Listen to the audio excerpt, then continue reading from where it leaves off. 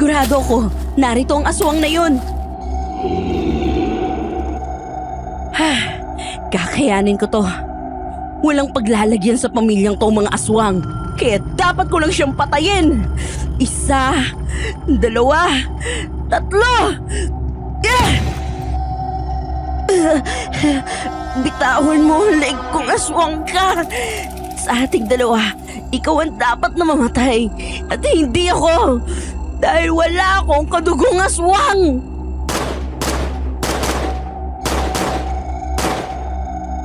Mamatay ka na! Mamatay ka na! Mamatay ka na!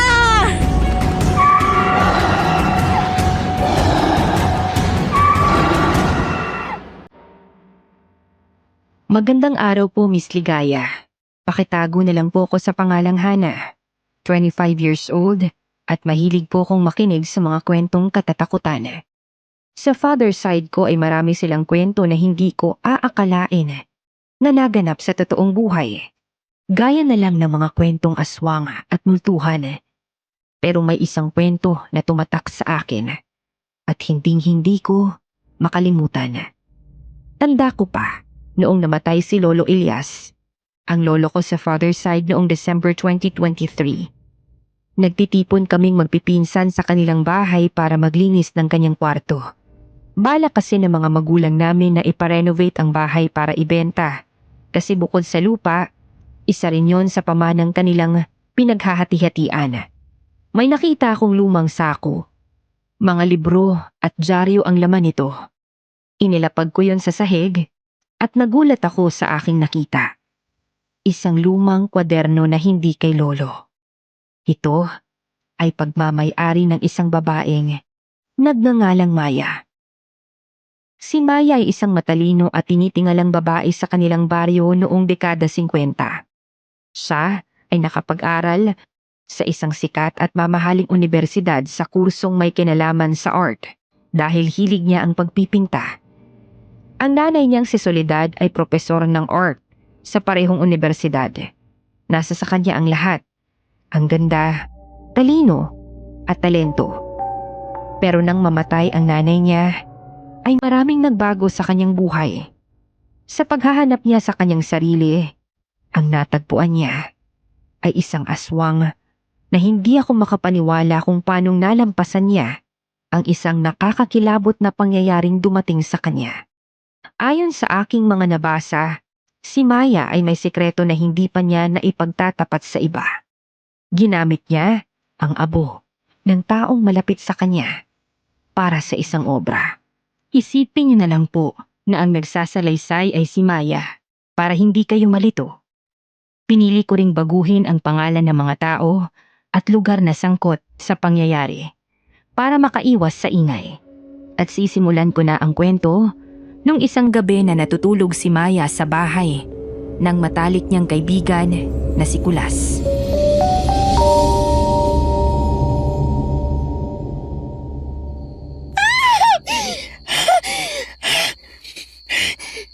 Ano yun, Maya?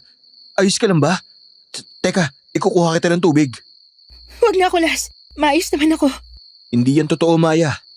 Sa tingin ko, ikaw mismo ay may isang hindi magandang panaginip. Nakita ko na naman sa panaginip si Inay. Sa nakakatakot na paraan. Ilang beses mo nang dinasalan ng puntod niya, Maya. Ilang beses ka na rin nagpamisa pero tila hindi pa rin napapayapa ang kaluluwa ng iyong ina. Hindi ko rin alam, Kulas. Hindi na ako pinatatahimik ng presensya niya tuwing gabi na tuwing ipipikit ko mga mata ko. Kung hindi lang ako pagod sa pag-aaral, mas nanaisin kong hindi matulog makalayo lang sa bangungot na dulot niya. Ano daw ba yung sadya niya tuwing nagpapakita siya sa'yo sa panaginip? Madalas na pinag-iingat niya lang ako sa araw-araw kung pagbiyahe patungo sa eskwelahan pero may iba ngayon, Kulas. Binanggit niya ang baryo ng San Vicente. Hindi ba't sa San Vicente natagpuan ng labi ng iyong ina nung namatay siya? Doon naganap yung aksidente kinamatay ng nanay ko, Kulas. May naisip ako, ano kaya't bisitahin kong lugar na yon sa mismong kalsada kung saan siya natagpuan? Bata ka pa lang ay pinalayo ka na roon ng iyong ina dahil sa mga bali-balita na maraming aswang sa lugar na yon. Ang sabi nga nila, asbo ang tawag sa mga aswang doon. Kung hindi nga lang dahil masyadong mahal ng iyong ina at tiyahin ng naiwang bahay ng lola mo, malamang nakaalis na kayong lahat doon. Madali lang naman ang solusyon eh. Kung totoong may aswang, edi hagisan ng bawang at asin. Kulas, simula nung mamatay si inay, hindi na ako makapagpinta. Bagsak na ang grado ko sa universidad at hindi lang yan. Bagsak ng pagkatao ko. Kay inay nakadepende ang pagpipinta ko, alam mo yun. Baka tinuturo niya sa akin ang tamang paraan para manumbalik ang loob ko sa pagpipinta. Sa pamamagitan ng pagbalik sa bayan na ibinawal sa iyo at naging trauma mo. Yun na nga. Baka kapag nakita ko kung saan aksidente ang nanay ko, magsilitawan ang imahinasyon ko. Sige na Kulas, samahan mo ko bukas. Huwag ka mag-alala. Ililibre kita sa paborito mo.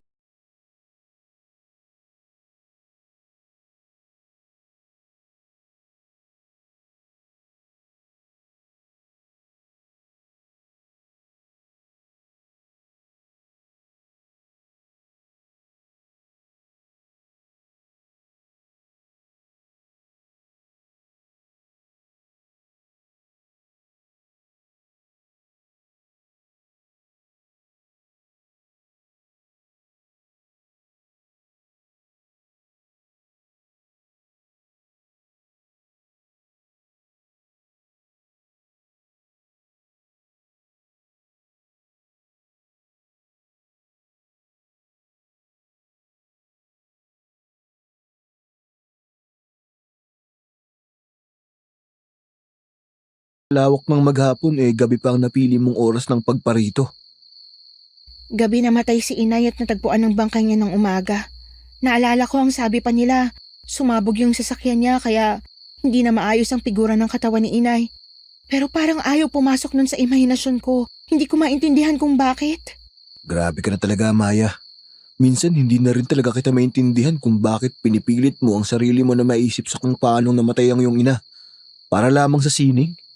Kulas, tinutupad ko lang ang pangako niya na gusto niya maging isa kong sikat na pintor sa Pilipinas. Siyang nagturo sa akin ng pagpipintat. Siya rin ang nagbibigay ng tema. Umaasa ako ang matinding pagkalungkot ko sa pagkawala niya ang magbabalik sa talento ko dahil ginagawa ko to para sa kanya. Hindi ba yun mapapalabas sa imahinasyon mo kahit araw ka magpunta? Nang matagpo ang patay si inay, hindi ako nakarating dito sa mismong araw ng kanyang aksidente. Bumase lang ako sa mga sinasabi ng mga tao.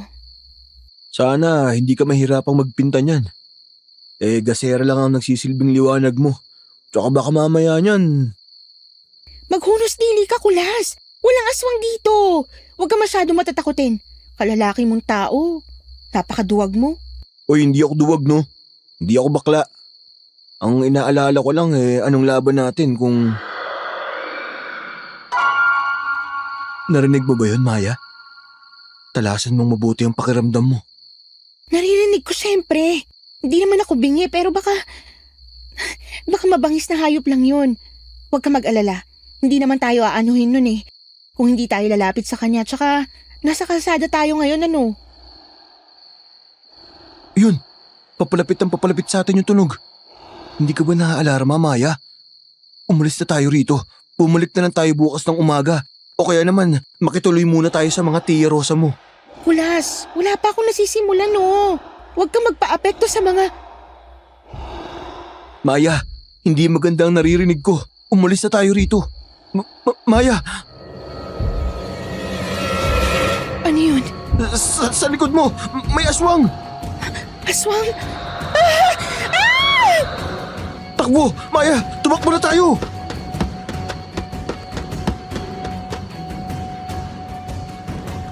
Nakakatakot ang itsura ng nilalang na nakita namin ni Kulas. Ito ay isang malaking bulas na aso na itim ang kulay ng balat. Walang balahibo, kulubot ang katawan. May malaking tenga at pulang-pula ang mga mata. Dumiretso kami sa kotse pero hindi ito mapaandar ni Kulas. Bumaba na lang ulit kami ng sasakyan at nagpatuloy sa pagtakbo.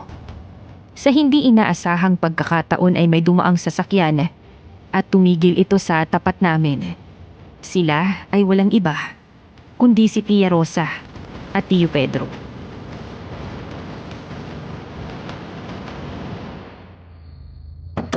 Maya, Anong ginagawa niyo rito ng ganitong oras? Gabi na. Tia, wala po. Namamasya lang.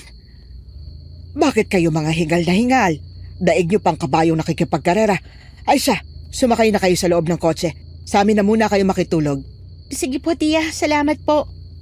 Siya, bilisan niyo na. Sumakay na kayo. Opo. Nang dahil lang sa pagpipinta, dumayo kayo rito? Ganun na nga po. Sus Mariosep ang mga batang ito. Maya, kamusta nang pag-aaral mo kung wala kang gana sa pagpipinta? Nakakapagpinta pa rin naman po ako pero hindi na kagaya ng dati. Wala nang malinaw na tema. Wala rin kahulugan. Palagi na akong pinagtatawanan ng mga kaklase ko, pati mga profesor ko. Hindi na rin naniniwala sa kakayahan ko. Nangyari ang lahat ng yun simula nang mawala si inay. Naiintindihan ko. 3 buwan pa lang simula nang mawala ang iyong ina. Nagluluksa ka pa. Ikaw naman kasi, Iha. Ang sabi ko sa iyo sa amin ka na muna manatili pero ayaw mo naman kasi ayaw mong tumigil ng kahit 1 taon sa iyong pag-aaral. Sayang din po kasi. Tsaka kasama ko naman po si Kulas. Siyang pumapawi sa lungkot na nararamdaman ko araw-araw. Kung sa amin ka na muna kaya makitira. Ha, Iha? Kailangan mong gumaling sa sakit na nararamdaman mo. Mapapawi yon kung nasa amin ka. Wala na akong ipinagkaiba sa iyong ina. Iisang dugong nananalaytay sa amin kaya kapag kasama mo ako, para mo na rin siyang kasama. Saka ang sabi mo, naaapektuhan na ang pag-aaral mo dahil wala ka ng gana sa pagpipinta. Tumigil ka muna ng 1 taon sa pag-aaral at buuin mo ang parteng nawasak sa'yo. Baliwala rin ang mga araw na ipinasok mo sa eskwelahan kung hindi mo rin nagagawa ng maayos ang iyong gawain. Ay, oo nga pala. Alam mo naman na profesor din sa sining ang tiyo mo. Matutulungan kanya na maibalik ang talento mo. Kung sa amin ka araw-araw, lalaanan kanya ng panahon para matuto. Sige po, sa inyo na po muna ako pansamantala. Ay, salamat. Huwag kang mag-alala, Iha. Ituturing ka namin na parang totoo naming anak. May magulang ka na ulit simula.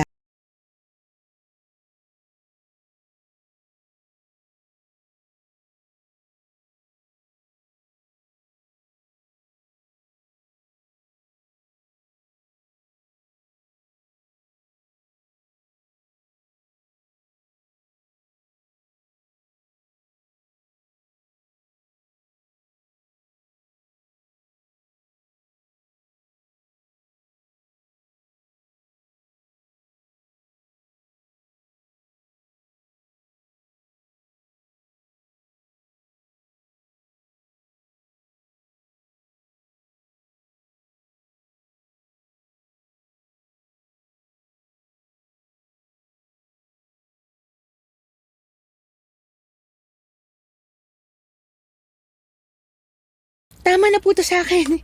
Hindi naman ako ganong mahilig sa karne. Tsaka napansin ko po, matabang ang luto niyo, Tia. Ay, Iha. Namamayat ka na kasi. Hindi siguro masustansyang pagkain kinakain mo sa syudad. Kaya eto, kailangan bumawi ka rito. Makakatulong sa katawan mo ang mga pagkain na yaman, niwala ka. Ay, Tia, pupunta nga pala ako sa syudad mamaya. Ano gagawin mo ron? Naasikaso na ng tsuhin mo ang mga papeles mo para sa pansamantalang pagtigil mo sa pag-aaral. Kung yan lang ang dahilan, hindi mo na kailangan magtungo ron. Dito ka na lamang sa bahay at mag-ensayo ng pagpipinta. Hindi ba't binigyan ka ng maraming tema ni Pedro? Magsimula ka na ngayon. Hindi naman po yung tungkol sa mga papeles ang sadya ko ron. Nais ko ho sanang makipagtagpo sa mga kaibigan ko. Isa po sa kanila may kaarawan at gusto ko sanang bigyan siya ng regalo. Kung yan ang sadya mo at masyadong mababaw, hindi kita papayagan. Dito ka lang sa bahay. Nasa amin ka ngayon nakatira. Kami na ang batas mo kaya sa amin ka nasusunod. Rosa, hayaan mo siyang lumabas para makita ang mga kaibigan niya. Ako naman nasa syudad din maghapon kaya susunduin ko na lamang siya. Pedro, huwag ka makialam dito. Ako ang bahala sa pamangkin ko. Maya, sa ayaw mo at sa gusto, dito ka sa bahay. Hindi ka makikipagkita sa mga kaibigan mo.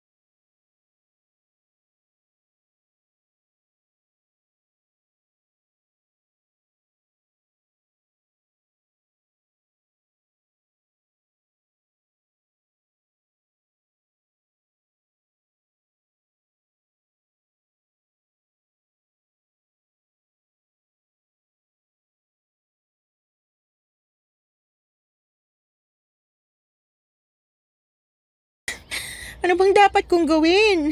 Sinunod ko naman yung sinabi ni Tio na lumabas ng bahay. Pumunta sa tahimik na lugar na malapit sa maraming puno pero wala pa rin. Mukhang problemado ka. Sandali, sino ka? Bakunin yung kapitbahay. Kanina pa kita pinagmamasdan. Ilang beses mo na bang itatapon ang ginagamit mong brotya para masiyahan ka sa ginagawa mo? Masyado kang pakialamero. Hindi naman kita kilala. Hindi naman kita pinakikialaman. Sadyang nakikita ko lang kung gaano ka kabaliw sa ginagawa mo. Patingin ka ng mga obra mo. Uy, sandali! Huwag mong tingnan yan! Ito ang tunay na sining. Ano?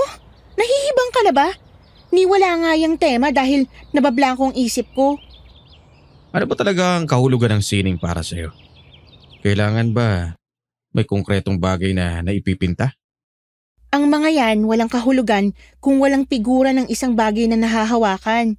Yun ang turo sa akin ni inay kaya hindi ako makakapagpinta kung ayaw gumana ng imahinasyon ko. Kung ganoon, hindi mo pa lubos na nauunawaan kung ano ang tunay na kahulugan ng sining. Ano ibig mo sabihin? Ang sining ay hindi lamang tungkol sa nakikita, kundi tungkol rin sa nararamdaman. Kagaya nitong pinipinta mo. Wala ka bang nakikitang konkretong mga bagay dahil pinagsama-sama mo lang ang mga kulay at hindi nakabuo ng tiyak na hugis. Pero alam mo ba kung ano ang nararamdaman ko matapos kong makita ito? Ano? Kakulangan. May isang bagay na nawawala sa iyong puso.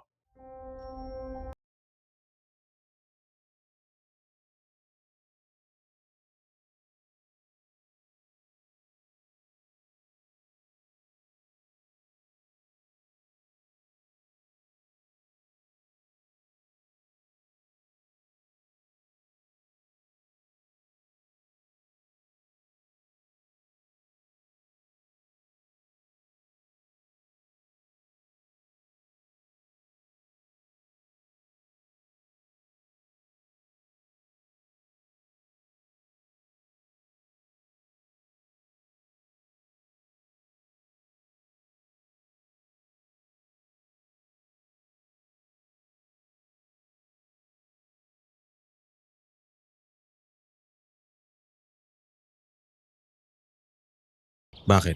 Pinagbabawalan ka ba ng tiyahin mo na magkaroon ng nobyo? Istrikta si Tia Rosa Elias. Baka kung anong isipin niya. Eh ano naman kung makikipagkita ka sa isang lalaki? Hindi ka naman nadalagita. Maya! Nasaan kaya yung batang yon? Shh! Huwag ka maingay. Dito yung pumupunta. Nasaan na kaya yon? Hanapin ko kaya sa likod bahay.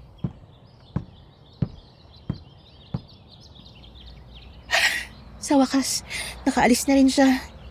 Bakit ba pinaghihigpitan ka ng iyong tiyahin? Hindi ko maintindihan. Pero simula nang pumunta ako rito, ganun na siya sa akin eh. Espesyal nga ang trato pero parang masyado niya akong inaangkin at kinokontrol ang buhay ko. Pwede ka namang umangal kung ayaw mo ng ganon, hindi ba? Pamangkin ka niya pero hindi ka niya pagmamayari. Elias, hindi pa ako pwedeng umalis dito. Hindi ko pa ganong nahahanap ang sarili ko sa pagpipinta. Dito lang bang natatanging paraan? Hindi ko alam, Elias, pero sinusubukan ko. Tara na, umalis na tayo rito. Balik na ulit ako sa pagpipinta. Maya, kumapit ka sa akin. May butas pala dyan. Elias, ano to? May mga bungo at buto ng tao. Bakit nandyan yan? Hindi ko rin alam. Hindi bang lugar na to ay kasama pa rin sa pribadong pag-aari ng tiyuhin at tiyahin mo? Ganun na nga. Ibig sabihin, walang pwedeng pumasok dito at magtapo ng kung ano-ano. Elias, anong ibig mong sabihin? Maya, lahat ng tao sa mundo ay may sekreto. Alam mo na ba kung ano ang sekreto ng tiyahin at tiyuhin mo?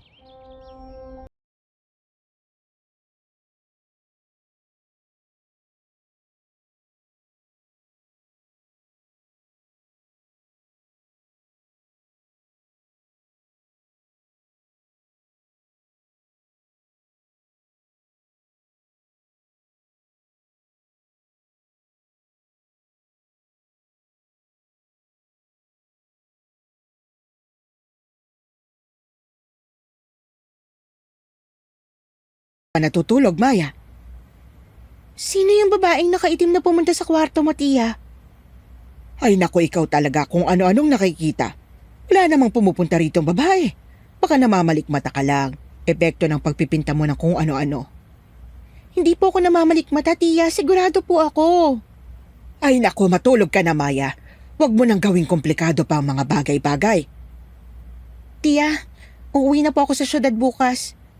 Wala ka namang gagawin doon, hindi ba? Tsaka, nalaman kong nasunog yung dormitoryo na tinutuluyan mo nung nakaraang buwan lang. Saan ka tumutuloy kung ganon? Nakikituloy po ako kina Kulas. Mabait ang pamilya niya sa akin dahil magkababata kaming dalawa. Maya, babae at lalaki kayo, hindi ba? Hindi dapat nagsasama sa iisang bahay ang babae at lalaki na hindi naman mag-asawa o magkadugo. Baka kung anong isipin ng mga tao sa inyo. Hindi naman po kami katulad ng iba, Tia. Para na nga kami magkapatid ni Kulas sa totoo lang. Ano nga ang sabi ko? Ako ang batas sa bahay na ito, kaya ako ang masusunod.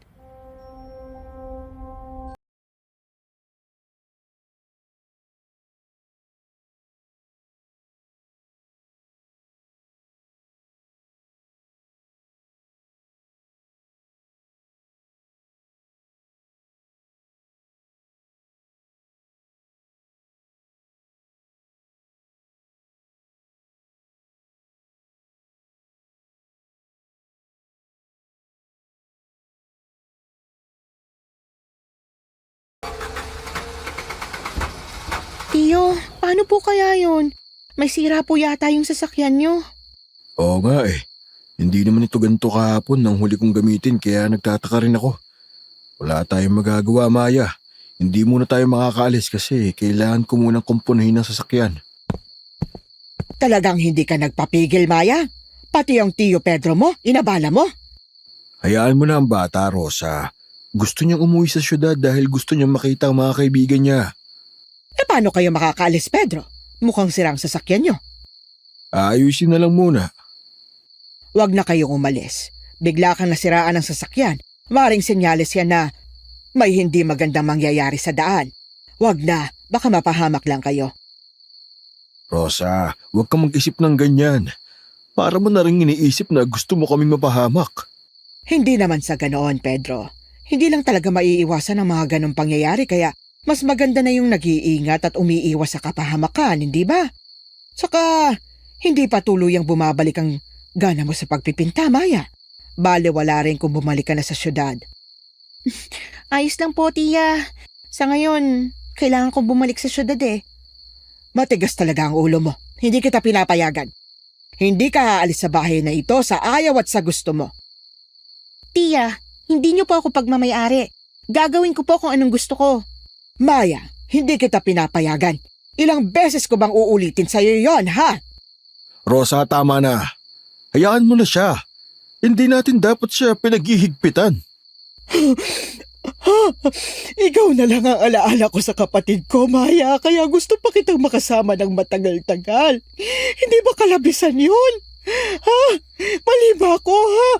Sobra na ba ako?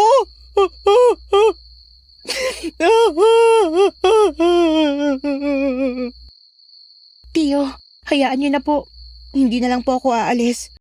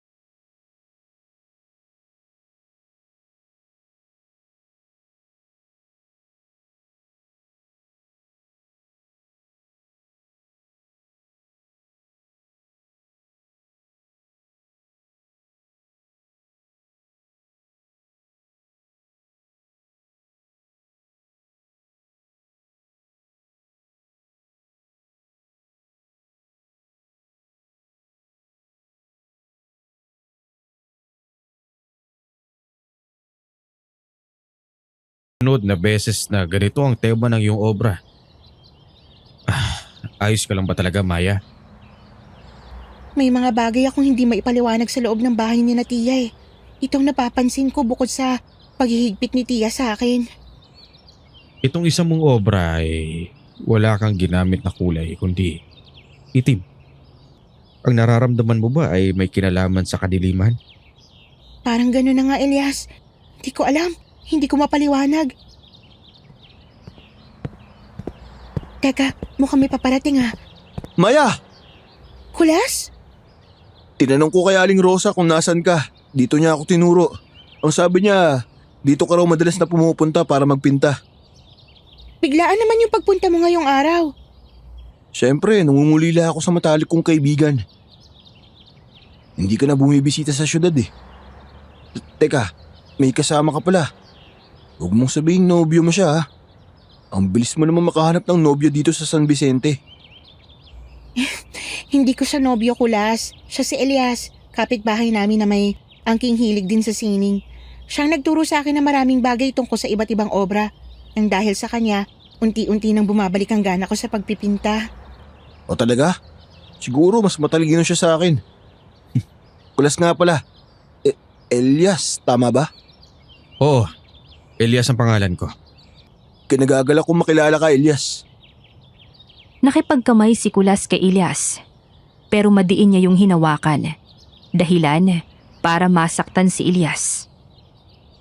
Aray, Kulas. Kulas, ano ka ba? Bitiwan mong kamay niya, nasasaktan siya oh. Pasensya na. Tinitignan ko kasi kung kaninong mas mabigat na kamao sa aming dalawa. Tama na yan, Kulas. Ang mabuti pa, Elias, uuwi na kami ni Kulas sa bahay ni Tia. Baka kasi kung anong isipin nun kapag nagtagal kami rito. Panigurado naghihintay na yon. Sige, wala namang problema sa akin. Bukas na lang ulit. Sige, Tara na, Maya. Baka nga naghihintay na sila Aling Rosa. Tara na, Kulas. Elias, alis na kami. sige.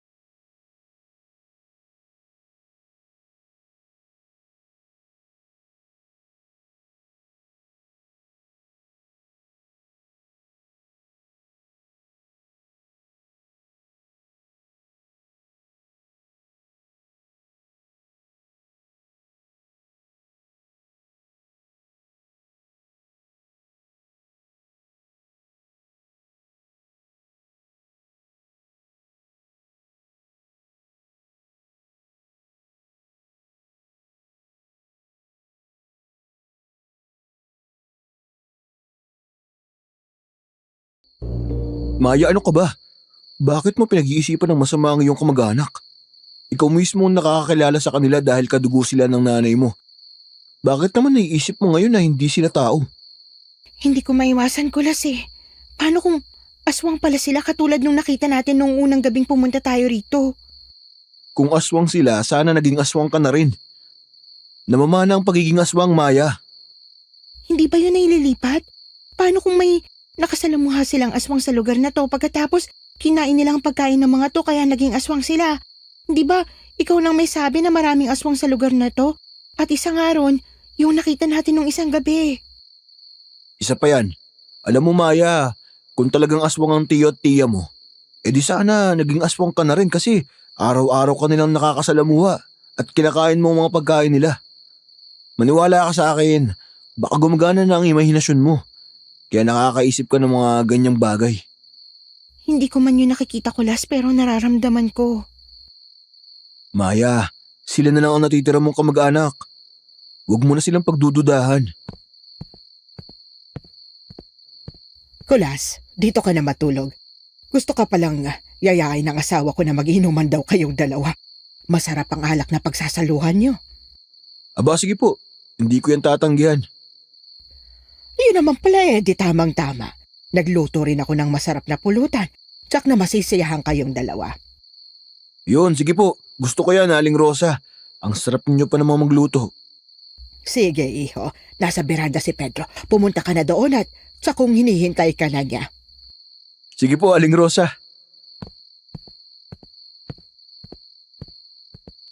Tiya, kung iinom si Kulas, sasama ako. Aba, Maya, hindi ka pwedeng uminom. Kababae mong tao, hindi magandang tingnan na nakikipag-inuman ng babae sa lalaki. Hindi na lang ako makikipag-inuman sa kanila pero sasama ako. Ano ka ba, Maya? Pagsasaya yun ng mga lalaki. Saka, anong oras na? 7:00 na. Dapat natutulog ka na sa kwarto mo, hindi ba? Tiya, ano ba talagang tinatago mo? Wala akong tinatago, Maya. Masyado ka lang nag-iisip ng kung ano-ano. Pumasok ka na sa kwarto mo.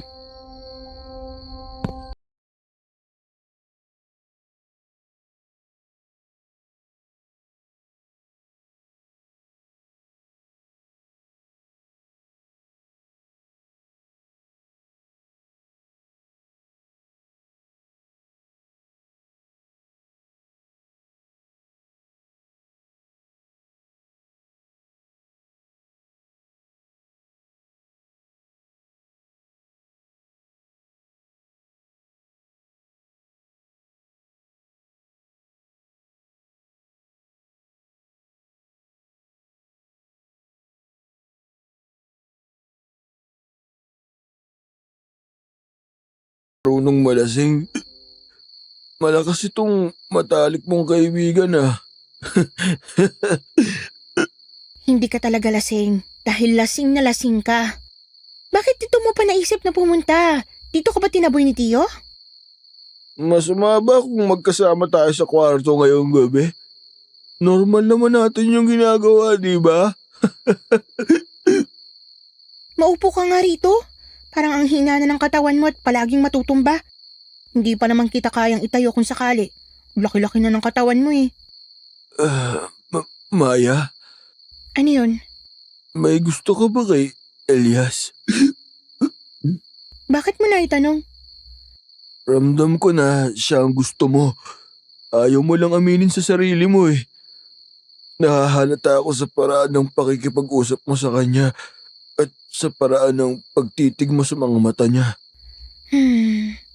Kung sakaling gusto ko siya, ayaw mo ba kay Elias? Ikaw ang taga-kilatis ng mga nanliligaw sa akin, diba? Ayaw ko nang maging taga-kilatis eh. Pagod na ako.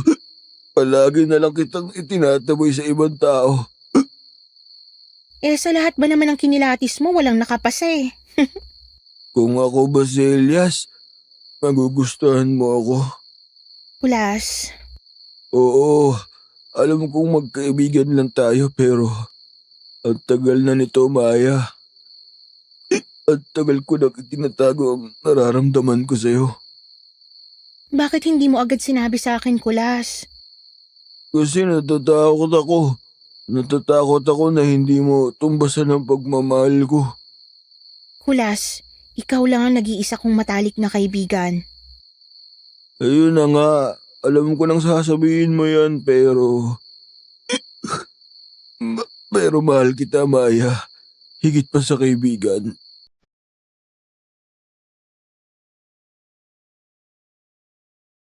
Sa pagkakataong yon ay hindi ko alam kung ano ba yung dapat kong maramdaman.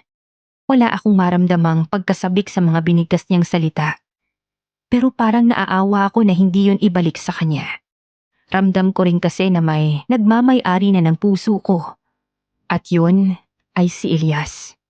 Ang taong yun ay ang lalaking muling bumubuo sa nasira kong pangarap sa pagpinta. Sa hindi inaasahang pagkakataon, ay inilapit ni Kulas ang mukha niya sa akin at agad akong siniil ng halik. Hindi ko nagustuhan ang ginawa niya kaya naman.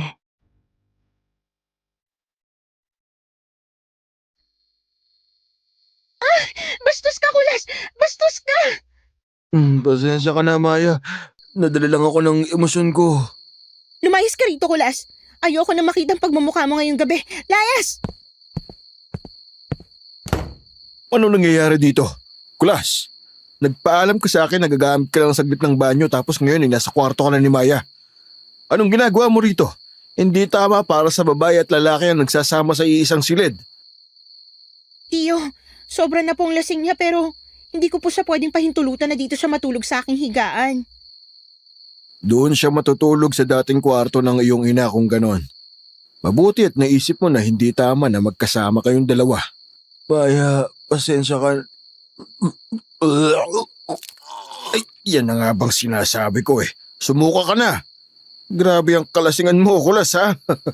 Tiyo, makikiasikaso na lang po sa kaibigan ko. Sige, ako lang bahala sa kanya. Matulog ka na, Maya. Opo, Tiyo. Salamat po.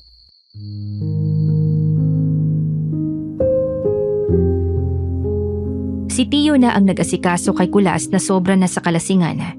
Ako naman ay hindi pa rin mapalagay. Hindi ko alam kung anong dapat kong maramdaman. Sobra akong nagulat sa ginawa ni Kulas kaya naman parang ayaw ko na muna siyang makatabi. Pero sa kabilang banda, parang hindi buo ang loob ko na ipagkatiwala siya kay Tio at Tia. Halos 30 minuto rin akong hindi mapalagay. Palakad-lakad ako sa tabi ng aking kama hanggang sa may marinig ako.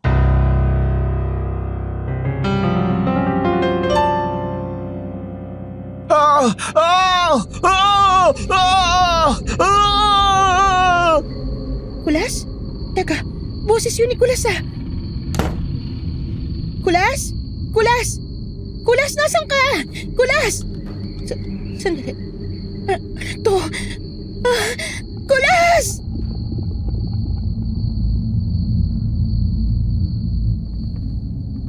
Malapot na dugo sa sahig at dugo ang kutsilyo ang bumungad sa akin, Miss Ligaya. Sa pagkakataong yun, sigurado na ako may hindi magandang nangyari kay Kulas. Paglabas ko ng bahay ay agad ko siyang hinanap at sa hindi kalayuan, natanaw ko ang figura ni Tia Rosa. Hawak ang isang lalaki. Nagdahan-dahan ako sa paglalakad kaya lang halos maistatwa ako sa aking nakita.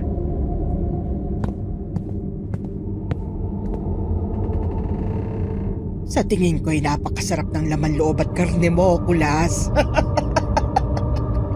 Saktong-sakto itong pangkaldereta bukas. Makapagluluto na naman ako ng malinamnam na karne.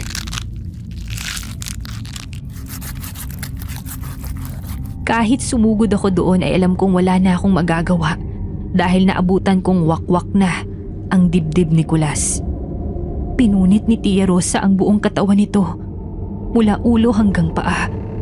Pagkatapos ay pinasok niya ang kamay sa sikmura at parang lubid na hinila ang bituka. Hinigop niya yon hanggang sa maubos. Habang ginagawa niya yon, napansin ko ang pagbabago ng anyo ni Tia. Naging isang malaking bulas ng aso. Nanginginig ang aking buong kalamnan dahil sa mga tagpong yun. Napatakbo ko ng mabilis habang nararamdaman ang kuryenteng dumadaloy sa tuhod ko. dahil sa matinding pangangatal. Nakita ko si Tio Pedro.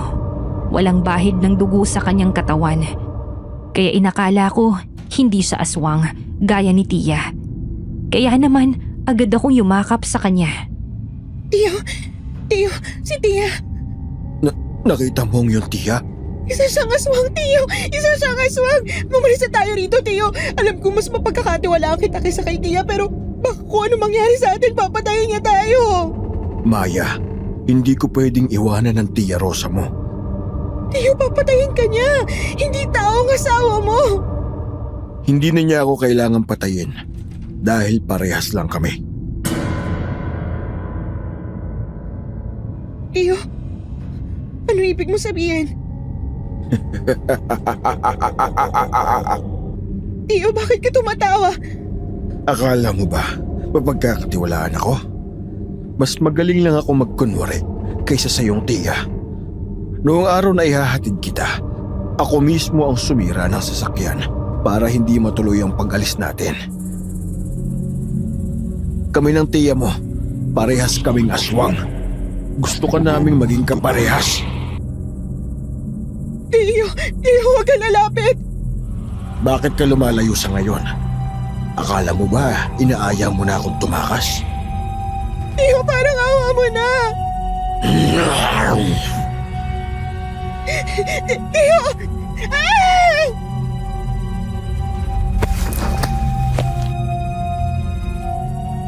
Akala ko talaga ng gabing yun ay katapusan ko na. Dahil kasabay ng aking pagbagsak sa lupa ay ang pagdilim ng aking ulirat. Umaga na nang magmulat ang aking mga mata. At nagising ako sa loob ng isang kwarto. Parang walang nangyari. Maya-maya pa ay pumasok si Tia Rosa.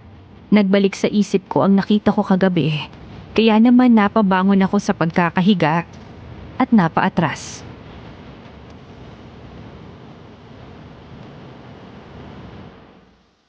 Bakit ka lumalayo sa akin?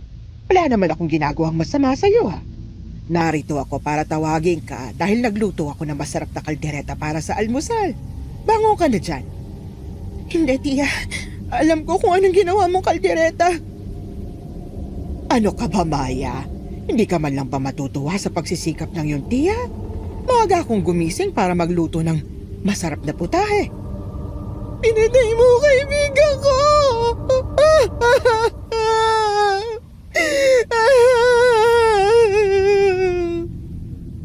Maya, walang mahina sa pamilyang ito. Ayaw kitang umiiyak dahil sa ganoong bagay. Naiintindihan mo? Hindi ko kayo pamilya.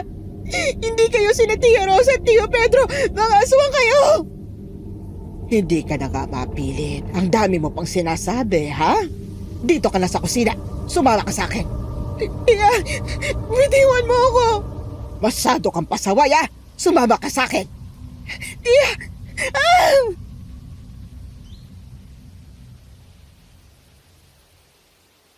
O Maya, gising ka na pala. Nagluto ang Tia mo ng masarap na ulam. Niluto ko lahat ng paborito mo, Maya. Meron ditong kaldereta, dinakdakan, tsaka sinigang. Kumain ka ng marami, ha? Ayaw mo? Sige, ako ang magpapakain sa'yo.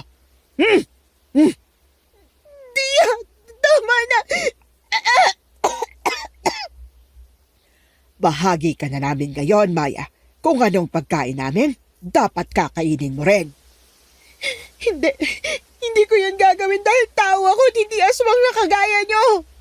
Sigurado ka. Kasi baka isang araw ay magising ka na lang na kumakain na rin ng karne ng tao. Maghunos dili ka, iha. Ha? Baka mamaya lamunin mo ang lahat ng sinasabi mo. Hindi ako magiging kagaya nyo. Hindi. Pedro, ang daming sinasabi ni Maya. Ang sakit sa tenga. Ang mabuti pa dalhin mo na siya sa kwarto at siguraduhin mong hindi siya makakalabas doon. Bitiwan mo ako.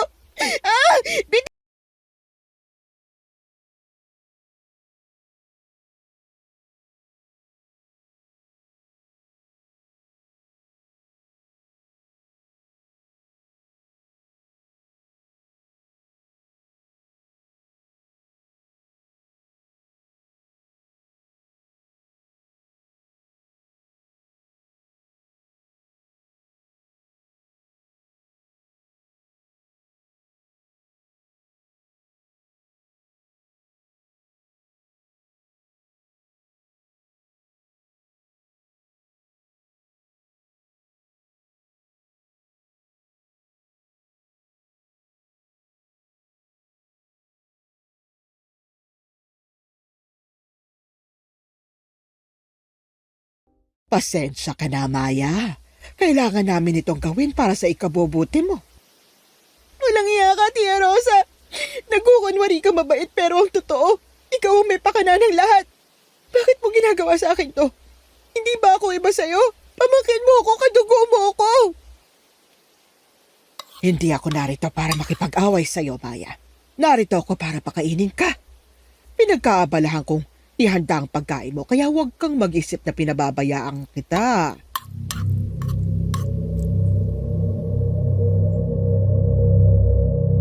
Halos mapasuka ako nang ilapag ni Tia ang mangkok sa sahig. Dahil ang laman nito ay hindi lutong pagkain, kundi hilaw na karne. Hindi ng baboy, hindi ng manok, kundi karne ng tao. Nahalata ko ito dahil sa balat na meron pang balahibo. Tia, ano to? Hindi ako aswang, hindi ako kagaya nyo. Hindi ko yan kakainin. Sigurado ka ba? Paghapon ka nang hindi kumakain at umiinom, Maya. Matitiis mo bang hanggang gabi walang laman ng sikmura mo?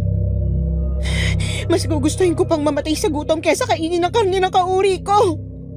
Maya, nagkakamali ka. Hindi mo na sila kauri simula ngayon dahil paunti-unti nagiging kagaya ka na namin.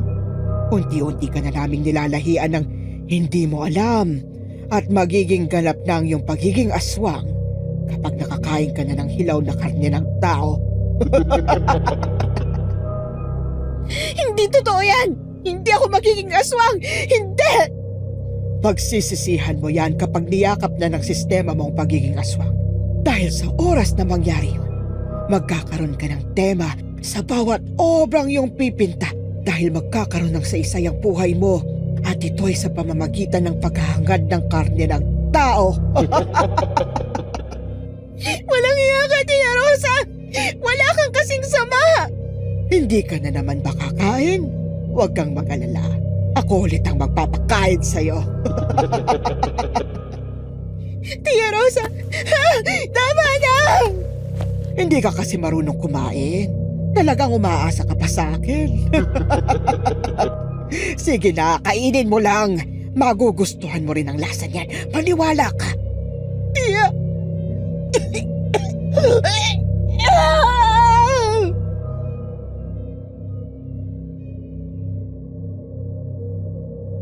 Gusto ko nang kumawala kay Tia pero masyado nang mahina ang katawan ko para gawin yun.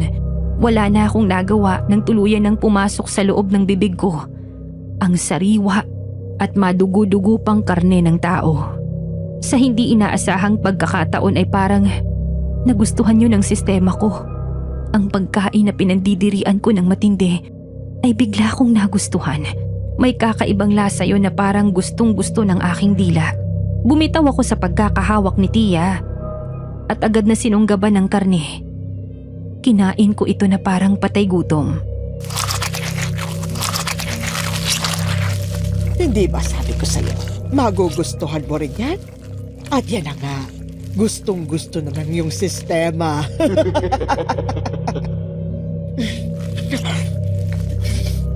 Sige lang, Iha. Ipagpatuloy mo lang. Masarap, hindi ba?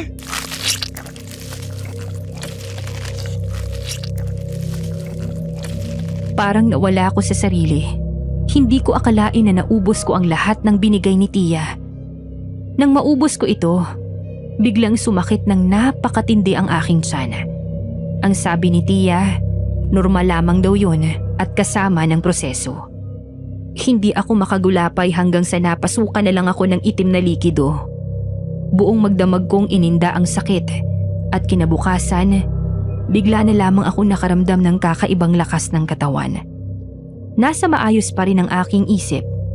Gusto kong makatakas sa silid na yon. Hinampas ko ang bintana gamit ang dulo ng walis tambo. At ito ay aking nabasag.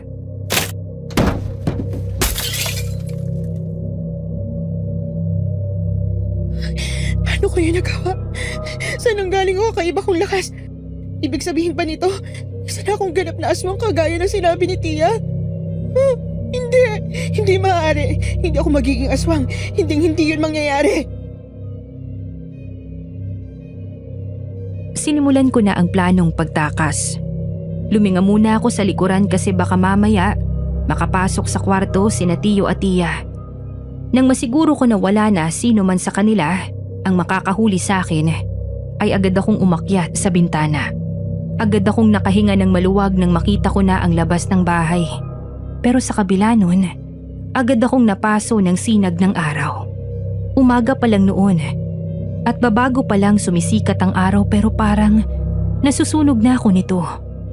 Nakita ko ang nakasampay na kurtina sa sampayan. Kinuha ko ito at binalabal sa aking katawan.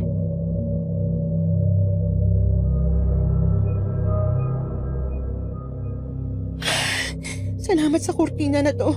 Hindi ko alam ang nangyayari sa katawan ko.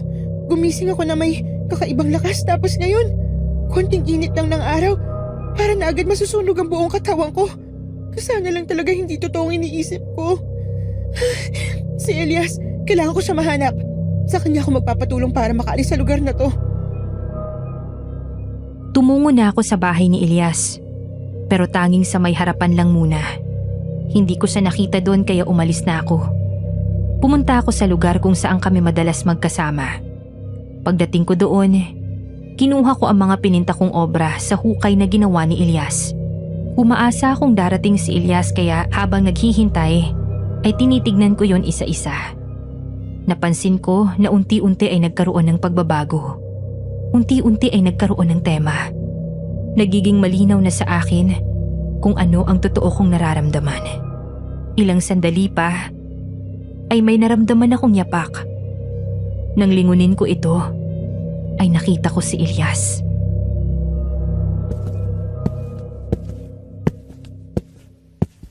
Elias! Maya, anong nangyayari sa'yo? Ang tagal mo nang hindi nakapunta rito. Sinisilip kita sa iyong Miranda pero wala ka roon. Ayos ka lang ba? Elias! Maya, alam mong may makikinig sa'yo. Magsabi ka lang sa akin. Hindi na ako ligtas dito. Tulungan mo ako umalis. Ayoko na rito. Ayoko na. Teka, kumalma ka nga muna. Sabihin mo sa akin kung anong nangyari. Si Tio Pedro at Tia Rosa, Anong meron sa kanila? mga aswang sila. Hindi sila mga tao, Elias. Mga aswang sila. Ano? Sigurado ako, Elias. Hindi ka ba naniniwala? Naniniwala ako. Maya, pero anong dapat natin gawin? Gusto kong tumakas dito, Elias. Gusto kong umalis dito. Gusto kong makarating sa isang lugar na hindi alam nila Tia kung nasaan. Sige, Maya. Tutulungan kita. Gagawa ko ng parahan para makaalis ka sa lugar na ito. Salamat, Elias. Maraming salamat.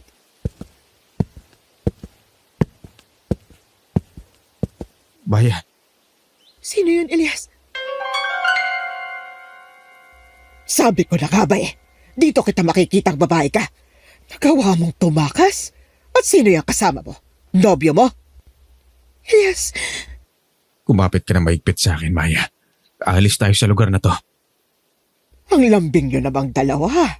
Mukhang lalanggamin ako rito ah. Sa ba ang una mong kakainin, Maya? Mukhang malaman at malinamnam ang karne ng lalaking yan.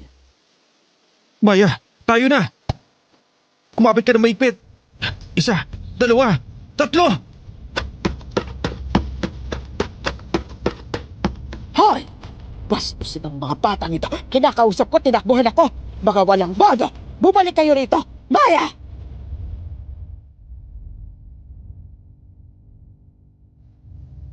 Para kaming nakawala ni Elias sa nakaambang panganib sa amin. Sabay pa kaming napausal ng pasasalamat. Nakapagtataka. Hindi man lang kami hinabol pero habang tumatakbo kami ay biglang dumilim ang paligid at bumuhos ang malakas na ulan. Naghanap kami ng masisilungan hanggang sa nakita namin ng isang dampa. Dahil basang-basa na ang mga suot naming damit ay naisipan naming sumilong muna doon.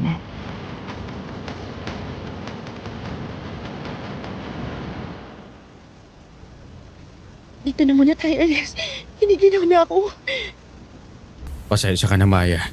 Basa rin ang damit ko kaya hinubad ko na muna. Yayakapin na lang kita. Mainitan din ang katawan mo. Elias, Huwag ka nang mahiya. Di naman masama ang ginagawa natin eh. Sa kanila lamig ang katawan mo kaya kailangan mong mainitan. Elias, ang dami nangyari nitong mga nakaraang araw pero unti-unti nang nagiging malinaw sa akin ang lahat. Nakita ko sa obra ko kanina Na ano? na nahahanap ko ng sarili ko. Ang totoong dahilan kung bakit ako nagpipinta. Elias, ang sarili kong refleksyon ng mga bagay na aking pinipinta. Nung nabubuhay pa si inay, masigla ako sa gawain yun dahil siya ang nagturo sa akin noon. Dumipende ako sa kanya ng sobra hanggang sa dumating ako sa punto na hindi ko nakilala ang sarili ko. Kaya nung nawala siya, nawalan din ako ng gana sa isang bagay na nakaugalian kong gawin. Sigurado ako napakabuti ng nanay mo. Hindi ko alam kung dapat ko ba siyang tawaging mabuting ina dahil buong buhay ko, ang gusto niya lang umasa ako sa kanya. Mas gusto niya na kinokontrol niya ako kaysa ginagawa kong isang bagay na mag-isa pero napagtanto ko rin na masyado akong naging tuwag at hindi natutong lumaban. E noong nawala siya, Nahirapan akong mabuhay dahil masyado akong nakadepende sa kanya. Pero ngayon, bigla akong nagising sa katotohanan. Yung mga araw na kinokontrol ako ni Tia at pinagmamalupitan, doon ko napagtantong kagustuhan kong mamuhay ng malaya. Gusto kong piliin ang sarili ko. ang nangyari sa'yo ay isang proseso. Kagaya ng pagpipinta. Unti-unti mong natututunan ang isang bagay.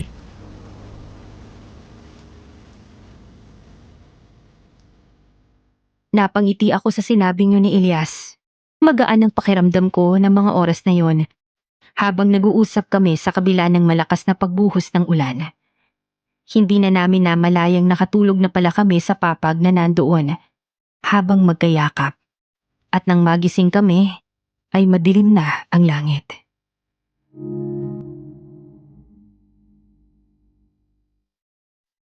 Elias, gising! Maya. Napahaba ang tulog natin. Gabi na ngayon. Ha? Grabe, hindi ko akalain na aabuti ng ilang oras ang tulog natin sa dampang ito. Elias, umalis na siguro tayo ngayon dito. Nakatila na naman yung ulan eh. Baka mahanap pa tayo ni Tia. Gabi na, Maya. Delikado na para sa atin ang paglalakad.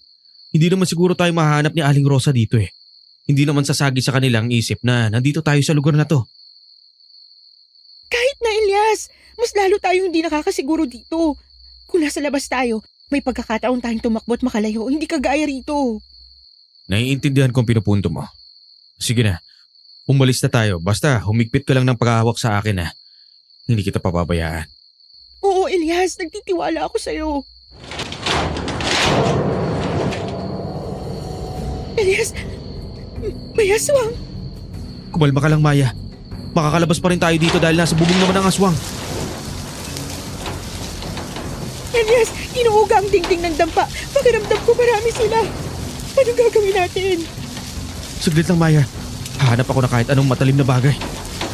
Elias, yung kamay ng aswang. Ah! Ito na! Ito na! May nakuha na ako, Itak! Bilisan mo, Elias! Makakapasok na yung aswang!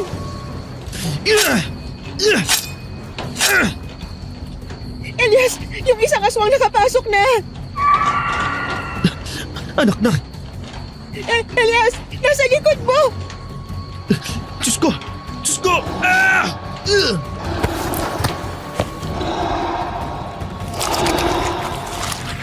Nakita kong sinakmal ng aswang si Elias. Mas lalo kong nataranta. Hindi alam anong gagawin. Hindi alam saan hahanap ng pwedeng gawing pangontra.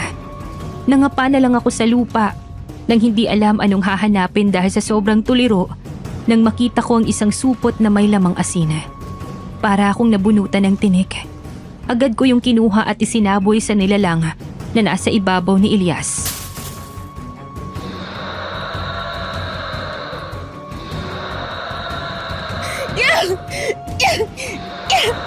Mamatay ka ng aswang ka! Mamatay ka na!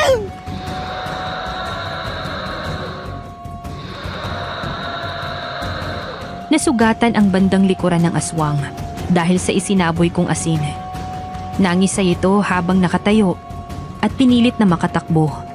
Sinabuyan ko rin ang nasa bubong kaya nawala ito't umalis. Hindi ko inubos ang laman ng supot. Alam kong marami pa kaming makakalaban Napansin ko rin na nasugatan ang aking kamay matapos hawakan ng asin. Pero hindi ko na yun gaanong pinansin. Nilapitan ko si Elias. Hawak nito ang sugatan niyang braso na panay ang agos ng dugo. Hindi makagulapay si Elias dahil sa sobrang sakit.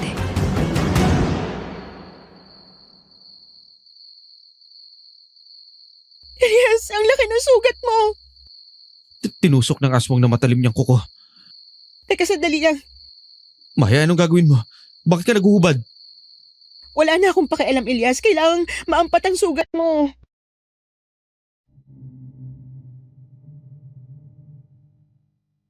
Parang nawala ang hiya ko sa katawan bilang isang babae. Pagkatapos kong mahubad ang suot kong blusa, maingat kong nilatag ang tela sa sugat ni Elias. Sa pagkakataong yun ay may naramdaman akong pagkalam ng sikmura. Sa hindi ko maintindihang dahilan ay parang natatakam ako sa mga dugong umaagos sa kanyang braso. Pati na rin sa tuklap na laman nito na mamula-mula. Bigla ko na lamang sinunggaban ang sugat ni Elias. Maya, anong ginagawa mo? Hindi ko alam. Pasensya na. Maya, wag mo sabihin na. Hindi, Elias. Hindi mangyayari yun. Hindi ako magiging aswang. Ang mabuti pa. Natalian ko ang sugat mo para makaalis na tayo rito. Bagamat hindi ko mapigil ang sensasyong nararamdaman ko, pinilit ko itong kontrolin. Ipinagpatuloy ko ang paglalagay ng benda sa sugat ni Elias. Tiniklop ko ang tela upang makagawa ng makapal na bendahe. Pinulupot ko ng mahigpit ang tela, pagkatapos ay tinali ko ito sa isang buhol. Mapipigil ng pagdurugo ng sugat mo, Elias. Ngayon, kumapit ka sa akin para matulungan kita tumayo. Sige, Maya. Salamat. Pasensya ka na, Maya. Hindi kanaya ng lakas ko kanina na malabanan sila. Wala yun, Elias. Ang mahalaga, ligtas na tayo parehas. Ang gagawin na lang natin ngayon, walis sa lugar na to. Tsaka kung nagalit pa ang mga aswang sa iba't ibang parte kaya nagtira ko ng asin, may pangontra pa tayo rito. Mabuti na lang at nakuha mo yan. Buti na nga lang. Umalis na tayo rito, Elias.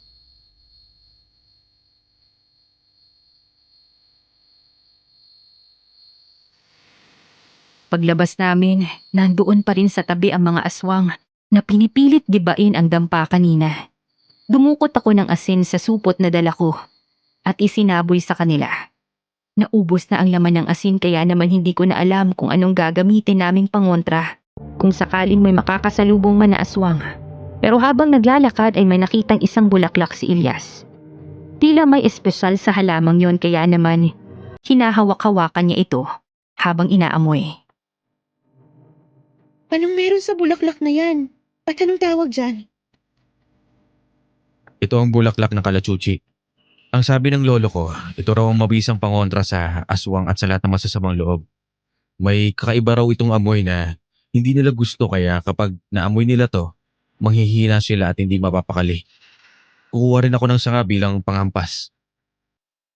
Sige, Elias. Mabuti na lang at may alam ka sa ganyan.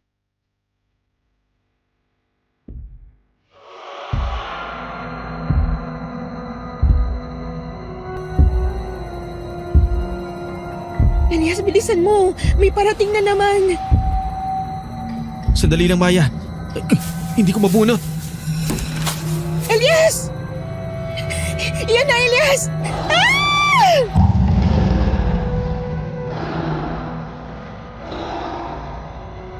Tuluyan ang nakalapit ang aswang pero mabilis si Elias. Inihagis niya ang bulaklak ng kalachuchi sa mukha ng nilalang. Pagkatapos ay tumakbo kami ng mabilis.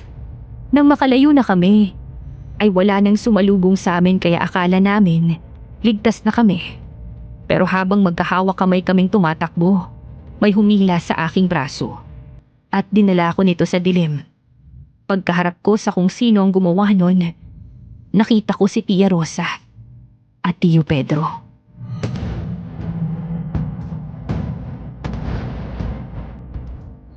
Akala mo makakatakas ka sa akin, ano? Tia, lubayan mo na ako pakiusap. Ayoko maging kaisa nyo. Ayoko maging aswang. Wala ka nang magagawa. Simula nang tumira ka sa amin ay unti-unti ka na naming niyanggaw at naging ganap ng pagkaswang mo simula nang kainin mong sariwang karne ng tao. Ngayon ay kailangan mo nang umuwi para sa isasagawang ritual. Ito'y makakatulong sa iyo para maging katulad ka namin na nakakapagpalit lang ng anyo kapag gusto namin. Hindi ba maganda yon? Tia, bakit niyo ginawa ito? Hindi naman kayo dating aswang, di ba? Dahil sa nanay mo, Ano naging kasalanan ni inay? pinatay niya ang anak ko. Ang pinsan mo. Nayanggaw ang anak ko dahil meron siyang naging kasintahang aswang dito sa San Vicente. Bumisita siya sa bahay nito at pagkatapos ay umuwi na siyang ibang nilalang. Nang malaman ng nanay mo na aswang ang pamangkin niya, ay pinagpapatay niya ito kahit pinilit naman namin itong ikulong para hindi saktan ng ibang tao. Napuno ng galit ang puso ng iyong tiya. Nagpayanggaw siya sa isang aswang para siya ay maging malakas at masaktan niya ang nanay mo. Pero, pwede niyo naman siyang singilin sa hustisya ng pagkamatay ng anak mo nang hindi nagiging aswang, hindi po ba?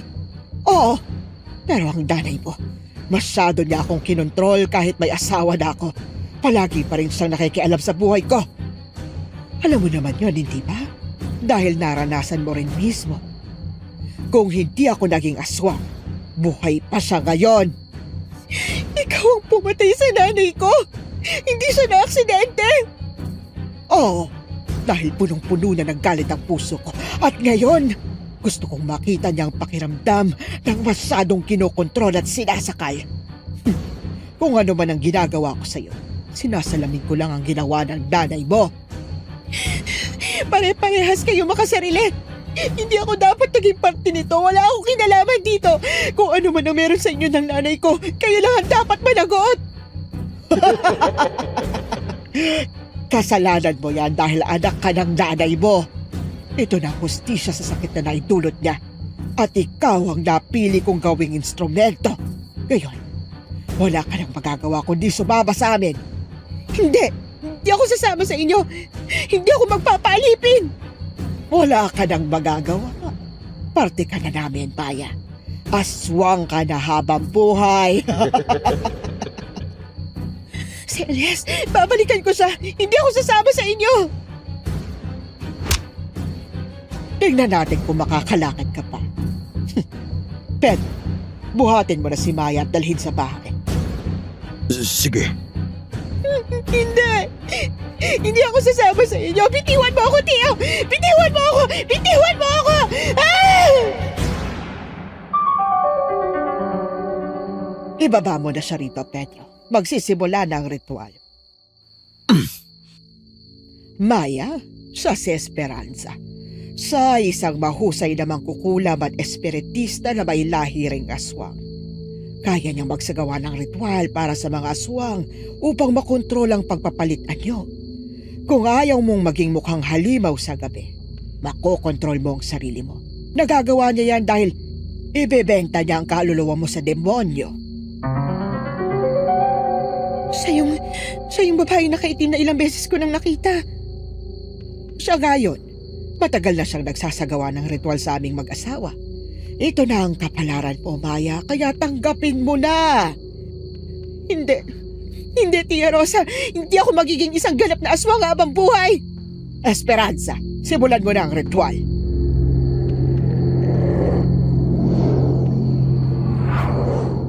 Inihanda ng babae ang mga itim na kandila. Pagkatapos ay isa-isang sinindihan. Nagsimula na itong manalangin ng salitang Latin. Pagkatapos ay lumapit sa akin at pinatong ang kamay sa aking ulo. Habang ginagawa ng babae ang ritual, ako naman ay naglibot ang mata at nahagip ng paningin ko ang isang kutsilyo na nakapatong sa lamesa. Nagmadali akong tumakbo para kunin yun. Walang nakapagpigil sa akin. Agad kong sinaksak ang babae. Natigil ito sa ginagawa niya at bumagsak sa sahig.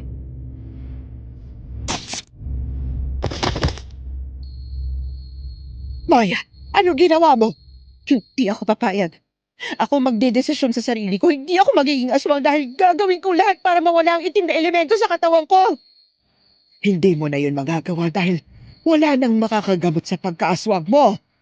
Nagkakamali ka. Dahil ngayon, tatapusin na rin kita.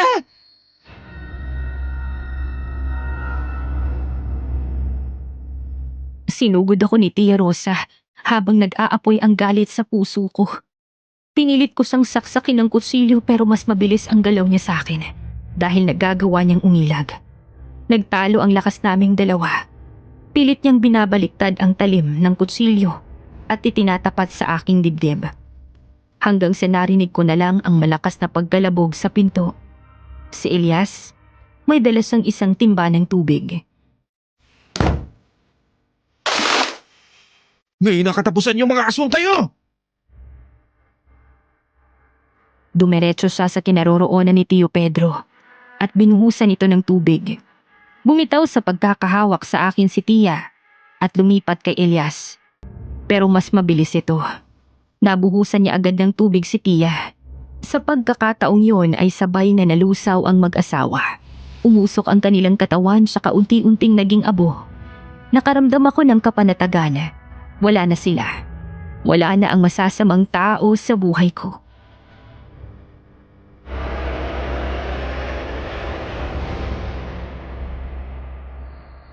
Salamat, Elias. Salamat at dumating ka. Kanina umuwi ako ng bahay. Nakita ko sila Aling Rosa. Bitbit ka ni Mang Pedro. Alam kong hindi maganda ang gagawin nila sa'yo kaya kagad ako nagbadali para gumawa ng paraan kung paano maliligtas ka. Anong meron dun sa tubig na binuhos mo? Pinagsama-sama ko ang asin, bawang, bulaklak ng kalachuchi. Pati na rin alak na may luya at banal na tubig na nakita ko sa tabi ng ribulto ni Maria sa aming bahay. Hindi ka lang sa sining marunong. May alam ka rin pala sa ganyan. Para sa'yo, Maya, gagawin ko. Gusto kong makawala ka na sa kanila at ngayon yung mangyayari. Sa pagkakataong yun, ay may mga bagay na pumasok sa isip ko. Kinuha ko ang aking mga ginagamit sa pagpipinta, tsaka dumakot ng abo, at nilagyan ng kaunting tubig. Maya, anong ginagawa mo? Gagamitin kong abo nila sa pagpipinta ng isang obra. Dahil ngayon, alam ko na ang tamang tema. Ano? Kalayaan.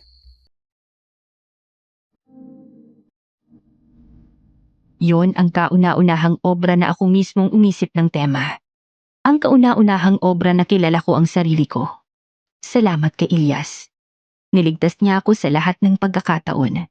Sa pagkawala ng sarili ko at sa ginawa sa akin ni Tia at Tio. Siya ang sumaklolo. Tinulungan niya rin akong ipagamot sa magagaling na albularyo ang pagkayanggaw sa akin. Pero hindi na ito naalis. Hindi na nagamot ang pagkayanggaw ko. May isang bagay akong naisip.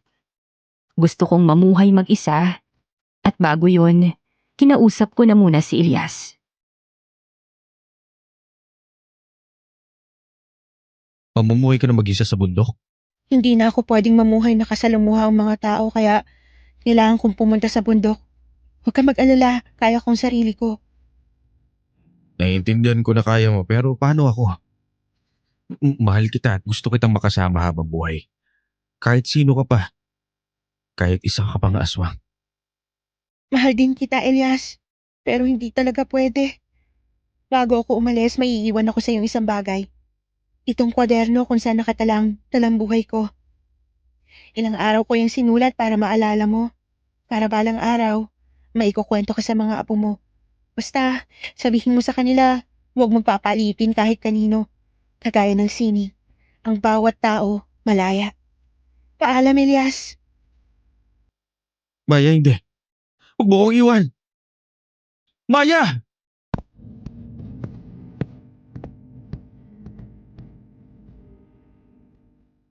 Dito ko natatapusin ang istorya ni Maya.